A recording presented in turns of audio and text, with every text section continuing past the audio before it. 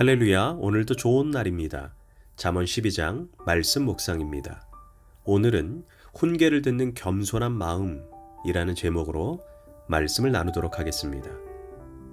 잠언에서 무려 24번이나 반복해서 다루고 있는 주제가 훈계입니다. 훈계란 무엇입니까? 잘못된 길로 가고 있는 사람을 올바른 길로 인도하기 위한 책망이 훈계입니다. 사람은 완전하지 않습니다. 그리고 자기중심적입니다. 죄 많은 세상이기 때문에 사람들은 자기 멋대로 살려는 마음이 있습니다. 그러므로 잘못된 길로 가고 있을 때 무엇이 필요할까요?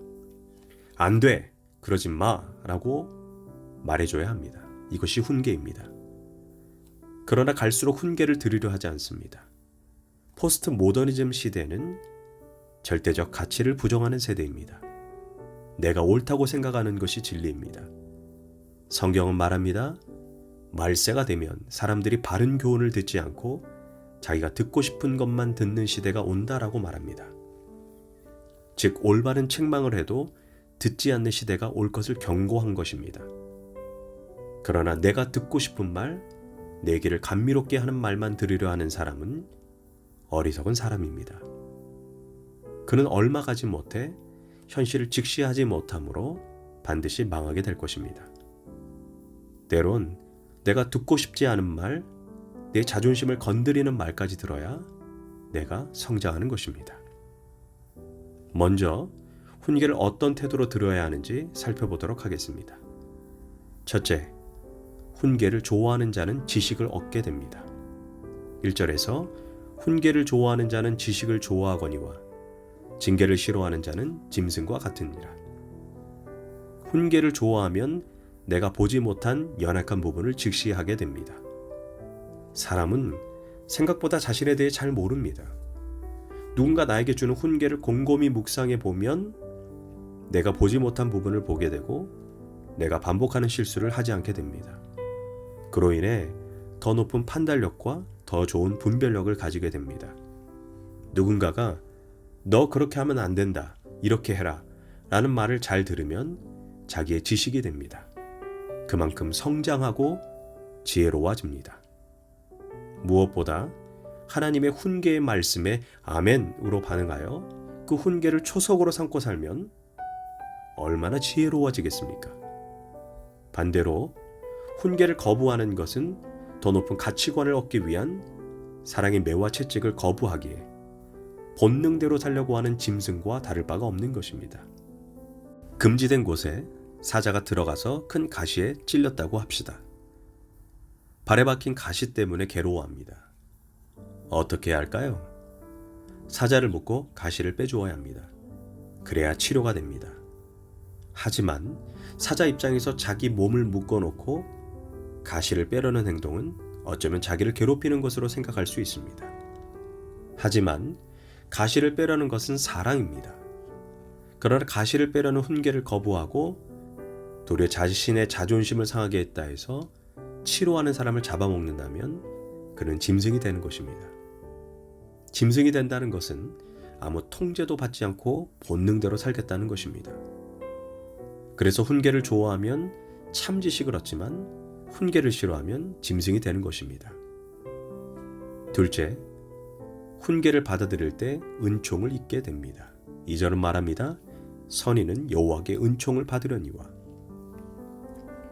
훈계를 잘 받아들이는 사람은 사랑을 받게 됩니다. 부모는 자녀가 잘못된 길로 갈 때 훈계합니다. 그때 알겠습니다. 내가 잘못했습니다. 다시는 그렇게 하지 않겠습니다.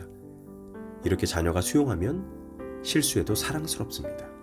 기분 좋게 용서하고 안아주게 됩니다. 하나님도 그렇습니다. 우리가 책망의 말씀에 잘못했습니다. 인정합니다. 고치겠습니다. 라고 말하면 하나님은 기뻐하시고 은총을 베푸십니다. 사실 훈계는 상대방을 사랑해야 할 수 있습니다. 관심도 없는 사람, 나랑 아무 상관없는 사람을 훈계해서 인심을 잃을 이유가 없습니다. 그래서 훈계를 하고 훈계를 받아들이는 것은 훈계를 통해 사랑의 소통이 이루어집니다. 그래서 훈계를 받아들이는 자는 사랑을 받게 됩니다. 그런데 왜 훈계를 은총이라고 할까요? 훈계를 받는 사람이 대개 아랫사람이고 훈계를 하는 사람은 높은 사람입니다. 그러므로 훈계를 아름답게 받아들일 때 이 사람 기본이 됐군 하고 높은 사람으로부터 사랑과 은총을 받게 됩니다. 나는 훈계를 좋아하는 사람입니까? 아니면 누군가 나에게 훈계할 때 모욕으로 느끼고 헐뜯는 것으로 느끼고 나를 못살게 구는 것으로 생각하십니까? 그 결과 훈계하는 사람에게 혹시 대적하고 있지 않습니까? 그러면 나는 훈계를 싫어하는 사람입니다. 그런 사람에게는 더 이상 훈계하고 싶은 마음이 사라집니다. 훈계를 받을 때 그 자리에는 마음이 괴롭다 하더라도 고맙습니다. 언제든지 말씀해 주십시오. 제가 보지 못했습니다. 열심히 배우겠습니다. 고쳐나가겠습니다. 라고 말한다면 그는 반드시 성장하게 되고 어디에서든지 사랑받게 될 것입니다. 셋째, 훈계는 내 인생을 더욱 견고하게 세워줍니다. 3절은 말합니다. 사람이 악으로서 굳게 서지 못하나니 의인의 뿌리는 움직이지 아니하느니라. 바른 길로 가라는 훈계를 받아들이니 당연히 인생이 견고해질 수밖에 없습니다. 어떤 회사가 제품을 만들었는데 수많은 소비자가 비판합니다. 가격이 어떻다, 어떤 부분이 문제다, 이렇게 하라, 저렇게 하라. 사실 이 모든 내용을 다 종합하고 반영한다면 그 제품의 경쟁력은 훨씬 더 높아질 것입니다. 비판하는 사람들조차 자기의 편으로 만들 수 있습니다. 그러니 얼마나 견고해지겠습니까? 가는 길이 탄탄해집니다.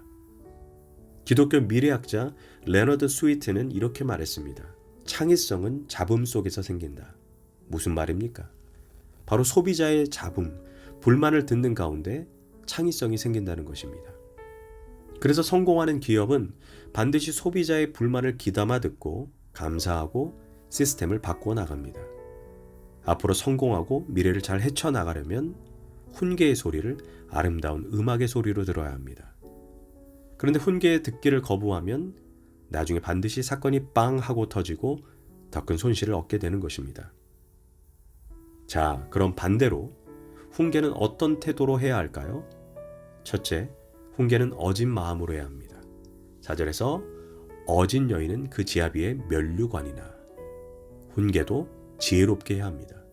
상대방의 마음을 상하게 하고 상대방의 권위를 무너뜨리면서 하면 아무리 좋은 소리도 듣고 싶지 않습니다. 충고할 때 상대방을 존중하는 마음으로 말해서 맞아, 그렇군, 당신 말이 정말 맞아, 이렇게 말할 수 있도록 자존심을 꺾지 말아야 합니다. 특별히 부부관계에서 상대방의 자존심 꺾지 말고 부드럽고 사랑스럽게 말해야 합니다. 그래야 남편은 그런 아내를 고마워하고 존귀하게 여기며 사랑하게 될 것입니다.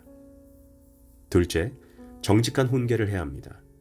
훈계를 말할 때 뭐가 잘못된 건지를 정확히 분별해야 합니다.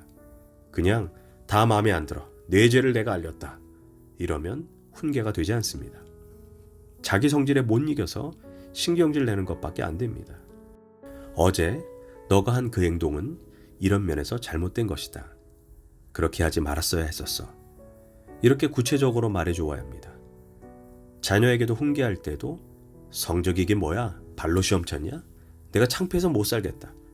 이러면 훈계가 안 됩니다. 훈계도 지혜롭게 해야 합니다. 너가 정말 잘 되려면 하나님이 너에게 주신 아름다운 삶을 살기 위해서 지금 너가 열심히 공부해야 한다라고 말해줘야 합니다. 그래야 정말 나를 위한 훈계이구나 깨닫게 되는 것입니다. 기도하겠습니다. 하나님, 훈계를 듣는 겸손한 마음을 주시고 누군가를 훈계할 때 사랑하는 마음으로, 존중하는 마음으로 하게 하소서. 예수님의 이름으로 기도합니다. 아멘.